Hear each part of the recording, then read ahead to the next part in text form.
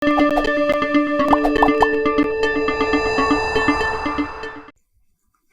selamat datang di kelas pembuatan kuis daring menggunakan aplikasi Telegram. Ya, kali ini kita akan membahas menyusun soal HOTS. Ya, di sini saya akan menyampaikan secara singkat saja bagaimana menyusun soal HOTS, karena saya yakin Bapak Ibu juga sering terlibat dalam pembuatan soal HOTS. Langsung saja kita mulai. Sesuai dengan anjuran pemerintah berkaitan dengan pembaruan proses pembelajaran, para guru dituntut untuk membuat pembelajaran kontekstual. Pembelajaran di sekolah akan dikaitkan dengan lingkungan kehidupan di sekitar anak. Selain itu, siswa menjadi pusat pembelajaran di mana segala pembelajaran yang disampaikan guru akan dikaitkan langsung dengan kehidupan di lingkungan sekitar. HOTS itu merupakan singkatan dari Higher Order Thinking Skills. Pengertian HOTS adalah instrumen pengukuran yang digunakan untuk mengukur kemampuan berpikir tingkat tinggi, di mana siswa tidak lagi belajar secara mengingat, menyatakan kembali, atau merujuk tanpa melakukan sesuatu. Instrumen HOTS menginginkan siswa agar belajar dengan cara menganalisis permasalahan yang disajikan, mengevaluasi, dan menciptakan kembali. Lalu bagaimana cara menyusun HOTS yang tepat? Sebelum menyusun soal HOTS ini, terlebih dahulu Anda harus memahami tataran pendekatan taksonomi Bloom yang terdiri atas C1, C2, C3, C4, C5, dan C6. Yang berikut ini akan saya sampaikan secara singkat tentang ranah kognitif pada tataran taksonomi Bloom. Ya, ini di sini sudah ada C1 ya, tentang pengetahuan.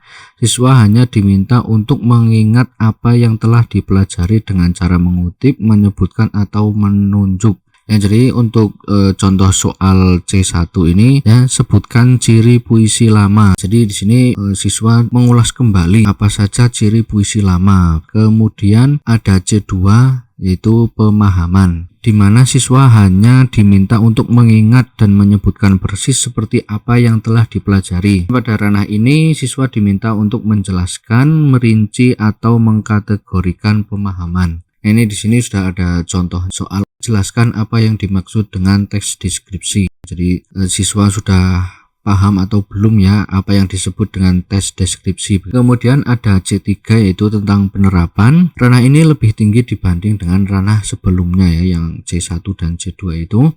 Pada ranah C3 mulai diberikan tugas untuk mengurutkan, menentukan, atau menerapkan teori yang sudah dipelajarinya. Kemudian ini ada contoh soalnya ya. Susunlah kalimat berikut ini agar menjadi paragraf yang padu. Jadi ada misalkan ya, di sini ada kalimat 1, kalimat 2 sampai 4 ini, kemudian susunlah jadi paragraf terpadu sesuai dengan tatanannya. Yang selanjutnya ada C4 tentang analisis. Pada ranah ini siswa diarahkan untuk menganalisis permasalahan. Guru dapat menyajikan gambar atau permasalahan langsung, lalu meminta siswa untuk menganalisis atau menegaskan melalui pernyataan benar atau salah. Kalau di sini contoh soal C4, jadi ada suatu kasus ya, ada Bu Ana dan Pak Budi sedang menyiapkan hadiah untuk lomba perayaan Hari Kemerdekaan dengan membeli hadiah di toko buku yang sama. Di toko A, Bu Ana membeli 18 buku tulis dan 15 pensil dengan harga 120.000. Kemudian Pak Budi membeli 12 buku tulis dan 20 pensil dengan harga 100.000. Karena masih kekurangan, Bu Ana membeli lagi 10 buku tulis dan 7 pensil dengan membayar Rp61.000, dan Pak Budi membeli lagi 9 buku tulis